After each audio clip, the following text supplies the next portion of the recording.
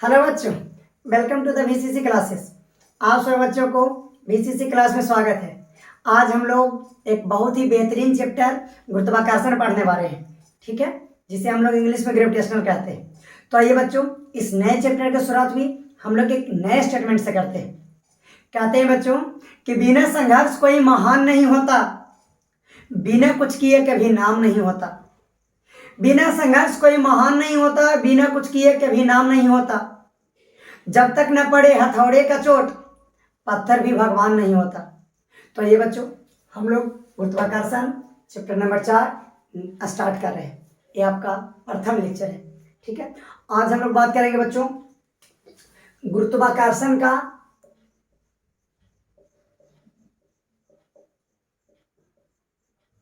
सार्वत्रिक नियम।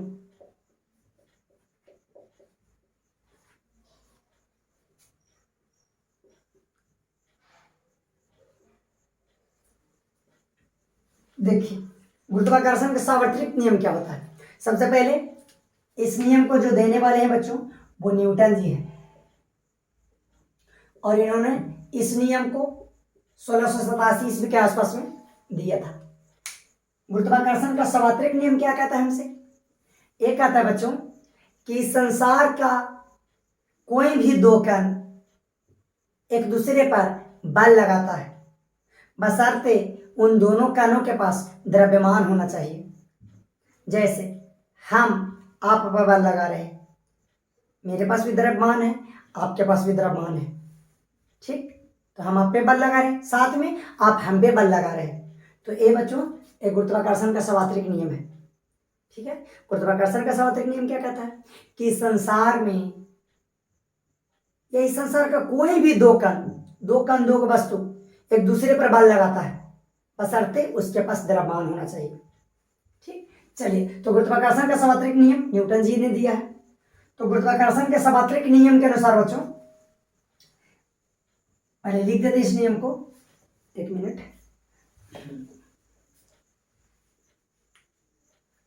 चलिए, गुरुत्वाकर्षण का सार्वत्रिक नियम, गुरुत्वाकर्षण का सार्वत्रिक नियम, हाँ। तो गुरुत्वाकर्षण का सार्वत्रिक नियम कहता है कि इस ब्रह्मांड का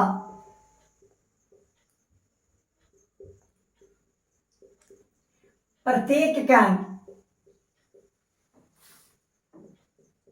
दूसरे कण पर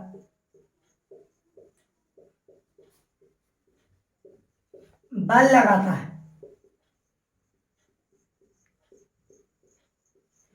बशर्ते दोनों कणों के पास द्रव्यमान होना चाहिए। ये बच्चों गुरुत्वाकर्षण का सार्वत्रिक नियम। गुरुत्वाकर्षण का सार्वत्रिक नियम क्या कहता है, जिसको न्यूटन जी ने दिया है? ये कहता है कि इस ब्रह्मांड का प्रत्येक कण दूसरे कण पर बल लगाता है, बशर्ते दोनों द्रव के पास द्रव्यमान होना चाहिए। अब देखिए, हमारे पास एक कोई वस्तु है, कण है, इसका द्रव्यमान m1 है, और एक कोई वस्तु है बच्चों, इसका द्रव्यमान m2 है। तो एक कण इस कण पे बल लगा रहा है, और ये जो कण है इस कण पे बल लगा रहा है, और ये जो बल लगाता है बच्चों, उसका नेचर आकर्षण होता है। मतलब ये वस्तु इस वस्तु को अपनी ओर आकर्षित कर रहा है, ये वस्तु इस वस्तु को अपनी ओर आकर्षित कर रहा है, ठीक है। तो याद रखिएगा कि बलों का जो नेचर होता है, प्रकृति होता है, वो आकर्षण का होता है। मतलब इस संसार का हर एक वस्तु दूसरे वस्तु को अपनी ओर आकर्षित करता है, ठीक। अब हम जानना चाहते हैं कि सर ये वस्तु इस वस्तु पे कितना बल लगा रहा है, और ये वस्तु इस वस्तु पे कितना बल लगा रहा है, यानी परिणाम जानना चाहते हैं, ठीक। तो बच्चों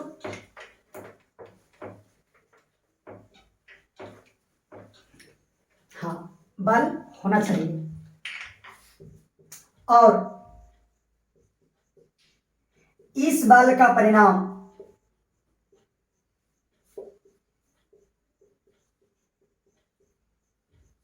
किस बल का? ब्रह्मांड का एक कण दूसरे कण पे बल लगाता है, उस बल का परिणाम एक नंबर में दोनों कणों के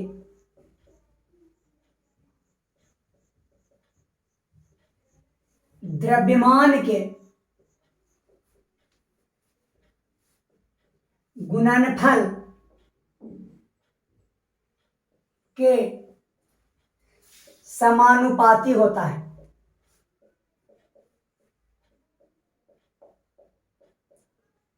तथा दूसरा नंबर में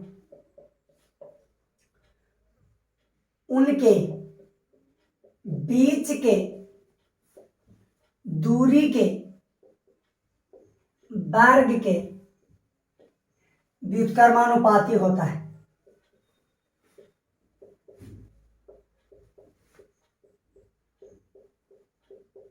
बच्चों, ए है गुरुत्वाकर्षण का सार्वत्रिक नियम। क्या कहता है नियम? ये नियम कहता है कि ब्रह्मांड का प्रत्येक कण दूसरे कण पे बल लगाता है और इस बल का जो परिणाम होगा दोनों कणों के द्रव्यमान के गुणनफल के समानुपाती होगा और उनके बीच के दूरी के वर्ग के व्युत्क्रमानुपाती होता है। आइए इसे मैथमेटिकली हल करते हैं कि क्या कह रहा है नियम। लेकिन इस नियम में एक बात हमेशा ध्यान रखना कि दो वस्तुओं के बीच बल तभी लगेगा बच्चों जब उसके पास द्रव्यमान हो, और वो जो बल होगा आकर्षण का बल होगा, एक दूसरे को केवल आकर्षित करेगा, कभी एक दूसरे को प्रतिकर्षित नहीं करेगा। जैसे मान लेते हैं कि हमारे पास एक कण ए है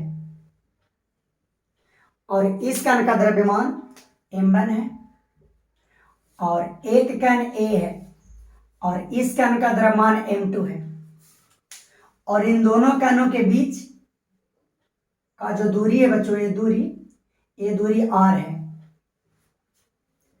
ठीक है, तो मान लेते हैं कि एक कण इस कण पे बल लगा रहा है और एक कण इस कण पे जो बल लगा रहा है वो F है। और याद रखें कि यहाँ जो बल लगाएगा दोनों बल में परिणाम में बराबर होगा। क्यों? न्यूटन के तृतीय नियम कि एक्शन रिएक्शन के बराबर होता है। ठीक है, चलो तो मान लेते हैं कि इस पर और ये इस पर जो बल लगा रहा है दोनों का परिणाम F है। तो बच्चों ये क्या कह रहा है कि बल का जो परिणाम होगा दोनों कणों के द्रव्यमान के गुणनफल के समानुपाती होगा, यानी बल समानुपाती, बच्चों समानुपाती का चिन्ह है, समानुपाती होगा किसके? इस कण के द्रव्यमान और इस कण के द्रव्यमान के गुणनफल के। तो इस कण का द्रव्यमान m1 है और इस कण का द्रव्यमान m2 है और इनके गुणनफल के समानुपाती होगा। यस, इसको इक्वेशन एक कर देते हैं। दूसरा क्या बोला है कि उनके बीच के दूरी के बल के व्युत्क्रमानुपाती होता है, यानी इसके बीच में इन दोनों पर जो बल लग रहा है F, ये जो बल है बच्चों वो व्युत्क्रमानुपाती होता है किसके? इसके बीच के दूरी के वर्ग। तो इसके बीच का दूरी कितना है? r, तो r के वर्ग यानी r स्क्वायर के व्युत्क्रमानुपाती होता है। बच्चों ए हो गया समीकरण 2। समीकरण 1 और 2 का यदि हम साथ में लिखें, समीकरण 1 और 2 से, तो हम पाते हैं बच्चों कि जो बल लग रहा है इन दोनों पर वो समानुपाती होता है इन दोनों के द्रव्यमान के गुणनफल के और व्युत्क्रमानुपाती होता है इनके बीच के दूरी के। यस बच्चों, देखिए जो नीचे है ना वो व्युत्क्रमानुपाती होगा और जो ऊपर है वो समानुपाती होगा। समानुपाती का मतलब अंश होना चाहिए और व्युत्क्रमानुपाती का मतलब हर नीचे होना चाहिए। ठीक, चलिए अब बच्चों जैसे ही चिन्ह हटता है, जो समानुपाती कहते हैं या व्युत्क्रमानुपाती कहा जाता है साइन को, तो जैसे ही ये साइन हटता है बच्चों तो एक कांस्टेंट आता है। तो यहाँ F बराबर, यहाँ जो कांस्टेंट आता है बच्चों उसको हम G कहते हैं, G साथ में m1 m2 बटा r स्क्वायर। समझे? ये साइन हटा जिसके बदले में G आया, साथ में बराबर का साइन लगा, m1 m2 बटा r स्क्वायर। जहाँ अब प्रश्न उठता है कि जी क्या है? अच्छा, इस जी को मिटा देते हैं सभी को सेटअप। इस जी को गुरुत्वाकर्षण नियतांक कहा जाता है। ठीक है, और इस जी का मान बच्चों होता है 6.673 गुना 10 के पावर -11 न्यूटन मीटर स्क्वायर पर केजी स्क्वायर। और ये जो मान निकाले हैं उस वैज्ञानिक का नाम था हेनरी। ठीक है, हेनरी जी निकाले हैं। कब निकाले हैं? 1798 में। यस। अब सुनिए, ये जो बच्चों इसका ऐसा मात्रक न्यूटन मीटर पर केजी स्क्वायर कैसे है, देख लो। इस फार्मूला से हम जी का मान निकाल रहे हैं। यहाँ से अगर हम जी का मान निकाले बच्चों तो ये क्रॉसिंग रूल गुना हो जाएगा, तो ये जी का मान निकालिएगा तो जी m1 m2 और ये क्रॉसिंग रूल गुना तो हो गया एफ एंड आर स्क्वायर। यहाँ से हम जी का मान निकालेंगे तो एफ आर स्क्वायर बट्टा में m1 एंड m2, क्योंकि सेट गुना में होता है तो सेट भागा में हो जाता है। अब मात्रक निकाल लो। एफ क्या है, दोनों कानों के बीच लगने वाला बल है, और हम जानते हैं कि बल का मात्रक न्यूटन होता है, तब बल का मात्रक न्यूटन। आर क्या है, दोनों कानों के बीच का दूरी है, तो दूरी का मात्रक मीटर, तो मीटर स्क्वायर। m1 क्या है, पहला कान का द्रव्यमान, तो कान का द्रव्यमान है तो इसका मात्रक केजी। m2 क्या है, द्रव्यमान दूसरे कान का, तो इसका भी मात्रक केजी। आप देख सकते हो ऊपर हो गया न्यूटन मीटर स्क्वायर, अब प्रति केजी गुना केजी, केजी स्क्वायर। ठीक, चलिए। तो इस बात को याद रखिएगा कि जी को गुरुत्वाकर्षण नियतांक कहा जाता है। इसका वैल्यू 6.673 गुना 10 के पावर माइनस 11 न्यूटन मीटर पर केजी स्क्वायर होता है। इस जी के बारे में आप सुन लो। ये जो जी है बच्चों, ये आपका जो जी है जिसे हम गुरुत्वाकर्षण नियतांक कहते हैं, ये पदार्थों के माध्यम, कणों की प्रकृति, साइज, आकार कुछ पर निर्भर नहीं करता है। ये ब्रह्मांड के सभी कणों के लिए, सभी माध्यम के लिए सेम होता है। इसीलिए इसे हम सार्वत्रिक गुरुत्वाकर्षण नियतांक कहेंगे। सार्वत्रिक गुरुत्वाकर्षण नियतांक क्यों कहेंगे, क्योंकि ये माध्यम, कण, प्रकृति, आकार, साइज पर कुछ भी निर्भर नहीं करता, साथ में दुनिया के हर एक वस्तु के लिए सेम होता है जी का मान। यस, चलिए। तो ये था बच्चों हमारा गुरुत्वाकर्षण का सार्वत्रिक नियम।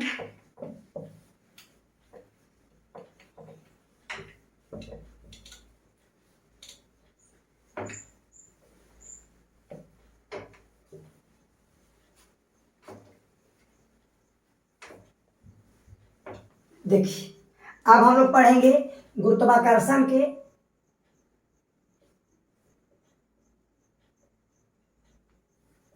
सार्वत्रिक नियम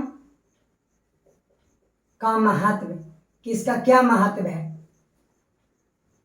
तो बच्चों गुरुत्वाकर्षण का सार्वत्रिक नियम क्या होता है, हमने देखा कि यदि हमारे पास एक कण ए है m1, ये दूसरा कण है m2, और इनके बीच का डिस्टेंस यदि r हो बच्चों, दूरी r, तो एक कण एक दूसरे पर दोनों का बल लगाता है, और ये जो बल होता है वो होता है F बराबर G m1 m2 बटा आर स्क्वायर। मतलब एक कण इसको अपनी ओर खींचता है और एक कण इसको अपनी ओर खींचता है। मतलब इस बल का जो नेचर होता है वो आकर्षण का होता है, दोनों एक दूसरे को खींचता है, दोनों के पास केवल द्रव्यमान होना चाहिए। तो ये है हमारा गुरुत्वाकर्षण का सार्वत्रिक नियम। क्या महत्व है इसका बच्चों, इसका महत्व कुछ कुछ बता देते हैं। पहला महत्व, गुरुत्वाकर्षण बल के कारण ही हम सभी पृथ्वीवासी पृथ्वी पर टिके हुए हैं। दर्शक जानते हो ये हमारी पृथ्वी है, और हम लोग बच्चों पृथ्वी पर इस तरह से हैं। ये देखो, ये आप हो और ये आपका मित्र है, और ये और कोई है, और ये और कोई है, इस तरह से। अब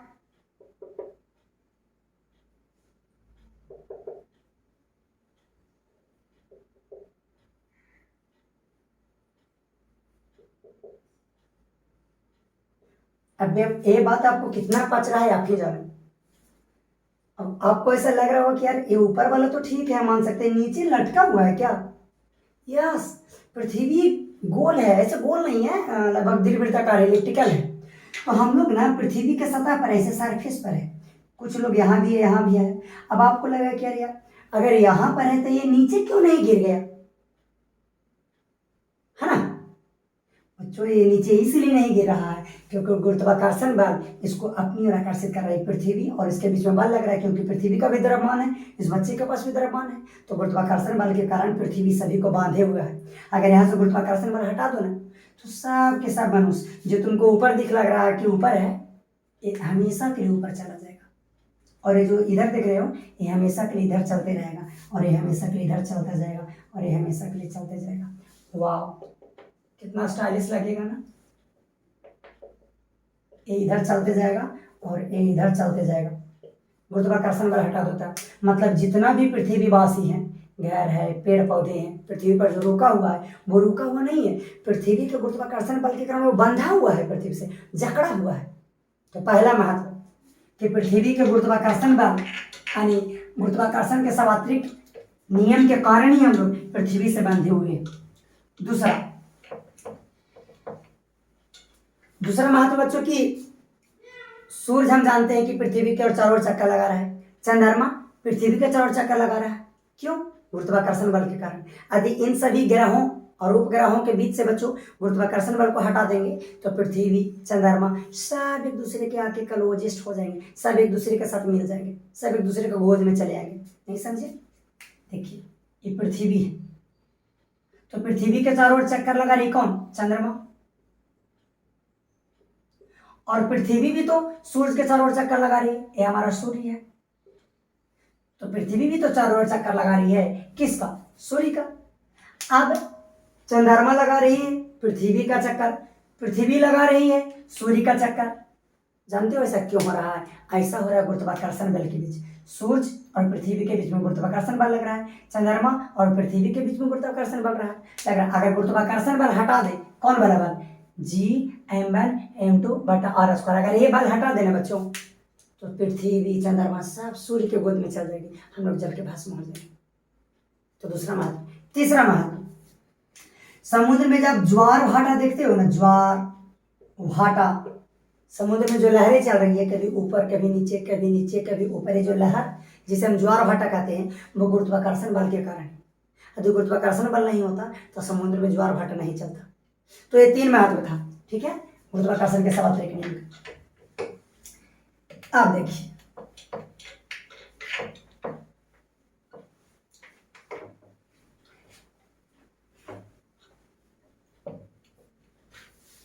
वीडियो को स्लो मोशन में करके लिख लेना हम जो बताए गुरुत्वाकर्षण का महत्व। अब हम लोग बात कर लेते हैं गुरुत्व बल क्या होता है, और साथ में हम लोग गुरुत्वाकर्षण त्वरण भी देख लेंगे।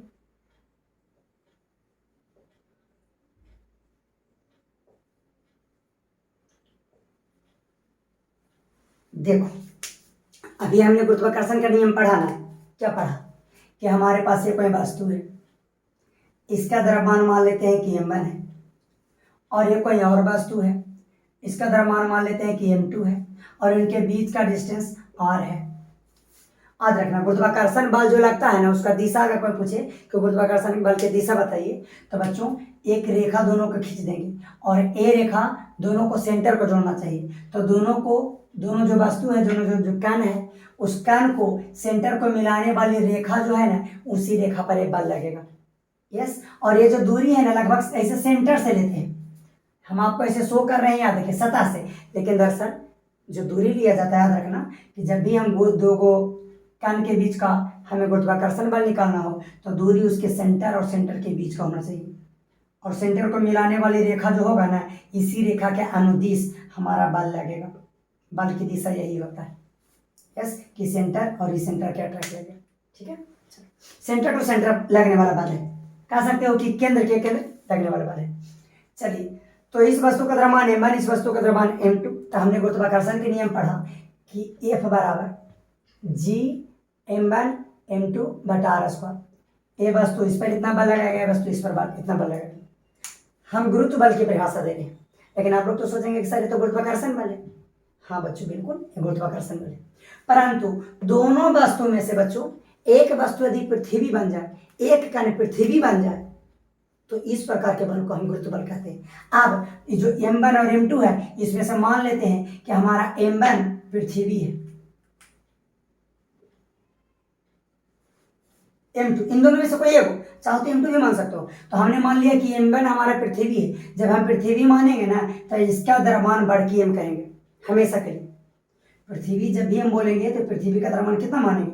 बढ़ के। और याद रखना पृथ्वी के बारे में 2 चीज़ बता देते हैं। पहले तो पृथ्वी का द्रव्यमान हमेशा के लिए याद रख लेना। पृथ्वी का जो द्रव्यमान होता है वो 6.0 गुना 10 के पावर 24 kg होता है, पहली बात। दूसरी बात, पृथ्वी की जो त्रिज्या होगा बच्चों उसको हम बाड़की आर कहेंगे। देखिए छोटकी आर दूरी है, बाड़की आर पृथ्वी की त्रिज्या है, और पृथ्वी की जो त्रिज्या होगा वो 6400 किलोमीटर होगा। इन दोनों बात को हमेशा याद रख लेना। तो स्क्रीनशॉट करो। तो पृथ्वी का द्रव्यमान 6.0 गुना 10 के पावर 24 kg और पृथ्वी का त्रिज्या 6400 किलोमीटर। अब ये पृथ्वी है तो पृथ्वी है और कोई बात क्या है जिसका द्रव्यमान m2 है, तो ये पृथ्वी है, इस पर भी बल लगाएगा, इस पे लगाएगा, इस पे बल लगाएगा, क्या नहीं लगाएगा? बिल्कुल लगाएगा, क्योंकि इसके पास द्रव्यमान है, इसके पास भी द्रव्यमान है। लेकिन आप जो बल लगेगा ना, अब इस बल को हम गुरुत्व बल कहेंगे। यस, मतलब दो वस्तु के बीच में बल लग रहा है और दो वस्तु में यदि एक वस्तु पृथ्वी है तो उन दोनों के बीच लगने वाले बल को हम गुरुत्व बल कहेंगे। यस, चलिए, तो गुरुत्व बल क्या है समझ गए कि पृथ्वी किसी वस्तु पर बल लगा तो उसे गुरुत्व बल। चलिए, अब हमारे पास एक कोई वस्तु है m और एक कोई वस्तु है और इसका द्रव्यमान बाड़की m है। बाड़की माने क्या है? ये अर्थ है, ये अर्थ मतलब क्या बच्चा? पृथ्वी है। ठीक है, एक मिनट, बिजली चली गई, हम वीडियो को पॉज करते हैं।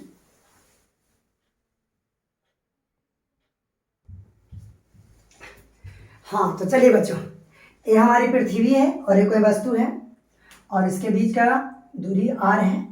अब इसके बीच में जो बल लगे बच्चों, F बराबर G m/m2 बटा r स्क्वायर। इस फार्मूला पर अगर पुट करें तो G तो फिक्स है पूरे ब्रह्मांड के लिए, m मान लेते हैं पृथ्वी का द्रव्यमान, m2 इस वस्तु का द्रव्यमान बटा इनके बीच का दूरी r। तो ये जो बल है ना, इस बल को हम गुरुत्व बल कहेंगे। गुरुत्व बल होने के लिए दोनों वस्तु में से एक वस्तु का पृथ्वी होना होगा, यानी दोनों में से एक कोई भी वस्तु पृथ्वी हो गया। अब पृथ्वी इस पर जो बल लगेगा उसे गुरुत्व बल कहेंगे। तो यही था हमारा गुरुत्व बल। गुरुत्व बल देखा जाए तो गुरुत्वाकर्षण बल का ही एक रूप है, जिसमें से एक वस्तु जो हो जाता है ना वो पृथ्वी हो जाता है और कुछ नहीं है बस। अब सुनना, तो अभी हमारी पृथ्वी हो गई जिसका द्रव्यमान है, और एक कोई वस्तु हो गया जिसका द्रव्यमान छोटकी m मान लेते हैं, इसके बीच का डिस्टेंस मान लेते हैं r, है ना। अब बच्चों a इस पर बल लगा रहा है, कौन बल लगा रहा है? गुरुत्व बल लगा रहा है। तो बच्चों a इस पर बल लगा रहा है, गुरुत्व बल लगा रहा है, तो हम जानते हैं कि यदि बल होगा तो वस्तु में त्वरण होगा। बिल्कुल, न्यूटन का दूसरा नियम कि बल होगा तो त्वरण होगा। कितना त्वरण होगा? तो F बराबर ma के बराबर होगा, पढ़ चुके हैं। इसका मतलब ये वस्तु यानी जो पृथ्वी है, इस वस्तु पर जो बल लगाते हैं उसे गुरुत्व बल कहते हैं, और गुरुत्व बल के कारण इस वस्तु में जो त्वरण होगा बच्चों, उस त्वरण को हम कहेंगे गुरुत्वाकर्षीय त्वरण। और गुरुत्वाकर्षीय त्वरण को हम लोग छोटकी जी से सूचित करते हैं। गुरुत्वाकर्षीय त्वरण की उत्पत्ति का कारण गुरुत्व बल। गुरुत्व बल के कारण हम जानते हैं कि पृथ्वी किसी वस्तु पर जो बल लगेगा उसे गुरुत्व बल कहेंगे। चूंकि इस पे इसमें बल लगा रहा है तो बल है तो इसके पास त्वरण भी होगा, मतलब इस वस्तु के पास त्वरण होगा। किसके कारण से? पृथ्वी के बल के कारण से। पृथ्वी के बल को क्या कहते हैं? गुरुत्व बल। तो गुरुत्व बल के कारण इसमें जो त्वरण होगा उसे गुरुत्वाकर्षीय त्वरण कहेंगे। गुरुत्वाकर्षीय त्वरण को हम छोटकी जी से सूचित करते हैं, और छोटकी जी का मान 9.8 मीटर प्रति सेकंड स्क्वायर होता है। अगर हमेशा के लिए नोट करो तो बड़की जी का मान, छोटकी जी का मान हमेशा याद रखना।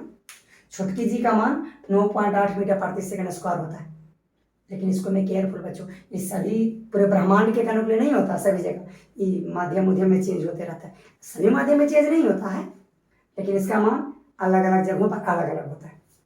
चलिए, तो गुरुत्वाकर्षीय त्वरण, जिस त्वरण से, जिस बल से पृथ्वी किसी वस्तु को खींचेगा उसे गुरुत्व बल। गुरुत्व बल के कारण जो त्वरण होगा उसे गुरुत्वाकर्षीय त्वरण, इसको जी से सूचित करते हैं, वो होता है 9.8 मीटर प्रति सेकंड स्क्वायर। यस, चलिए अब बच्चों हम यहाँ पर न्यूटन का दूसरा नियम लगाना चाहें कि F बराबर m इस वस्तु के लिए, तो लगा सकते हैं बच्चों F बराबर m क्या होता है? द्रव्यमान। तो वस्तु का द्रव्यमान तो हमारा छोटकी m ही है। a क्या होता है? त्वरण। तो गुरुत्व बल के कारण जो उत्पन्न होता है त्वरण उसे गुरुत्वाकर्षीय त्वरण कहते हैं। गुरुत्वाकर्षीय त्वरण को हम लोग कितना लेते हैं? g। तो हम यहाँ पर लिख सकते हैं g। तो याद रखिएगा कि F बराबर mg जो है यही हमारा है गुरुत्व बल। यस, F बराबर mg। इसका मतलब अगर कोई 5 kg का कोई वस्तु है बच्चों, तो इस पर पूछे बताइए गुरुत्व बल कितना लग रहा है? तो F बराबर m इंटू जी। m मतलब क्या? द्रव्यमान। तो द्रव्यमान कितना है? 5। g क्या है? गुरुत्वाकर्षीय त्वरण, जिसका मान कितना होता है? 9। लगभग ऑलमोस्ट 10 ले सकते हो, 9.8 को 10 10 50 न्यूटन का बल लग रहा है।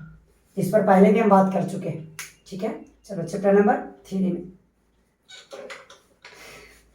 आप देखिए, अब हम लोग बात कर लेते हैं कि छोटकी जी और बड़की जी में क्या संबंध होता है।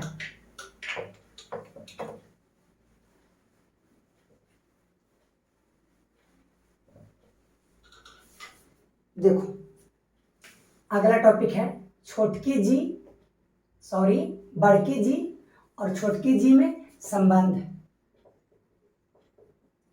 दोनों में क्या संबंध है। देखो इन बच्चों, हमारे पास एक पृथ्वी है, पृथ्वी का द्रव्यमान हम बड़की एम मानते हैं, और इसका जो त्रिज्या है बच्चों, इधर लिख देते हैं, इसका जो द्रव्यमान है पृथ्वी का वो बड़की एम, और इसका यहाँ से ये जो त्रिज्या है, कहीं भी मिला देंगे त्रिज्या होता है, इसको त्रिज्या जो है उसको हम बड़की आर कहेंगे, जैसा कि हम कुछ देर पहले जिक्र कर रहे थे। अब पृथ्वी पर कोई वस्तु है, यहाँ पे देखो एक वस्तु रख देते हैं,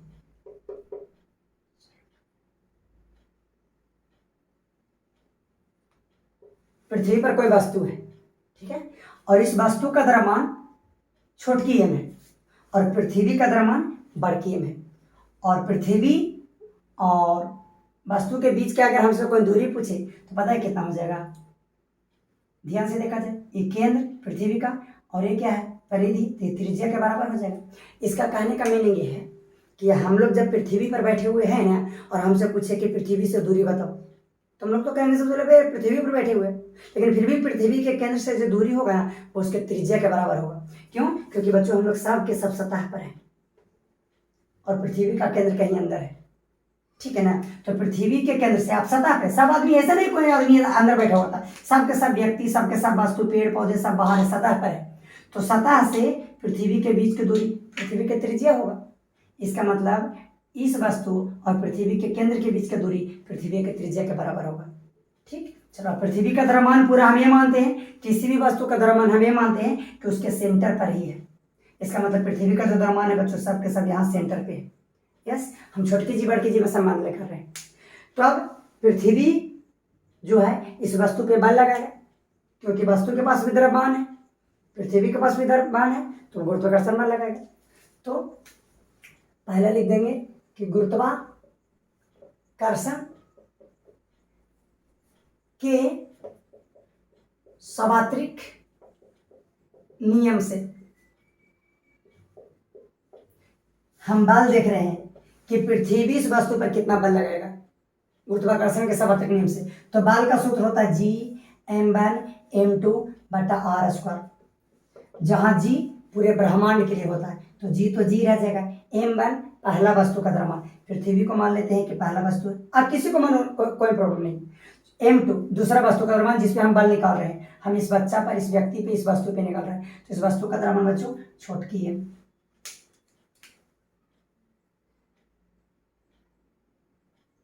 ठीक है, और क्या है, दोनों के केंद्र के बीच का दूरी, इस वस्तु का केंद्र और इस वस्तु का केंद्र के बीच की दूरी। याद रखना, हम पहले भी बताएं कि दूरी केंद्र का होता है, तो केंद्र के बीच का दूरी त्रिज्या के बराबर, तो r का स्क्वायर।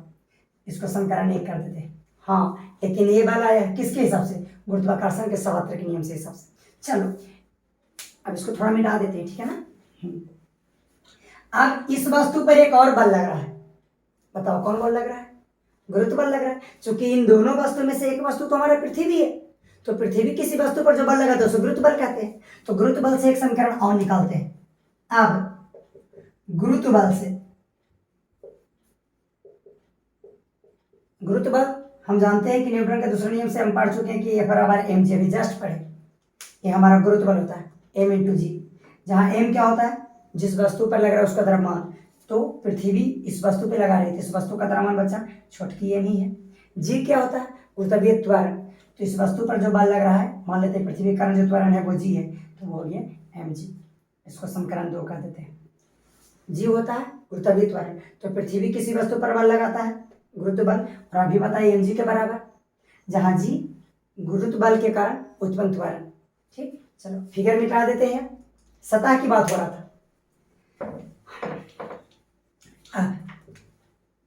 समीकरण 1 और 2 से, 1 और 2 से निकाल देते बच्चों, तो ए वाला बल दोनों एक ही है। ए पृथ्वी का बल हम निकाले गुरुत्व बल से, ये पृथ्वी द्वारा बल ही है लेकिन हम निकाले गुरुत्वाकर्षण बल से। तो ये पृथ्वी लगा रहा है और यही पृथ्वी लगा रहा है, तो दोनों सेम है, पृथ्वी ही तो लगा रहा है। तो बच्चों यहाँ से हम कह सकते हैं कि हमारा जो mg होगा वो एग्जैक्टली g बड़की m बाई छोटकी m बटा r स्क्वायर के बराबर। यहाँ से बच्चों हम छोटकी m को कैंसिल कर सकते हैं, तो छोटकी g बराबर आ गया बड़की g m बटा r स्क्वायर।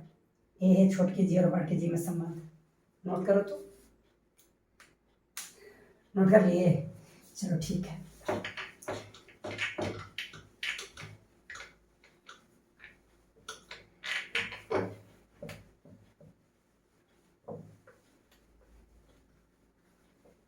चलो देखो, आपने देखा बच्चों छोटकी जी और बड़की जी में क्या संबंध होता है कि छोटकी जी बराबर बड़की जी बटा m बटा r स्क्वायर। ठीक है, जहां इसमें आप देख लो कि बड़की जी क्या होता है, बड़की जी होता है गुरुत्वाकर्षण नियतांक और इसका वैल्यू 6.673 गुना 10 के पावर -11 न्यूटन मीटर स्क्वायर प्रति केजी स्क्वायर। एम क्या होता है बच्चों, एम होता है पृथ्वी का द्रव्यमान यानी 6.0 गुना 10 के पावर 24 केजी। सर आर क्या होता है, आर होता है पृथ्वी की त्रिज्या, कितना बच्चा 6400 किलोमीटर। ठीक, लेकिन गुरुत्वाकर्षण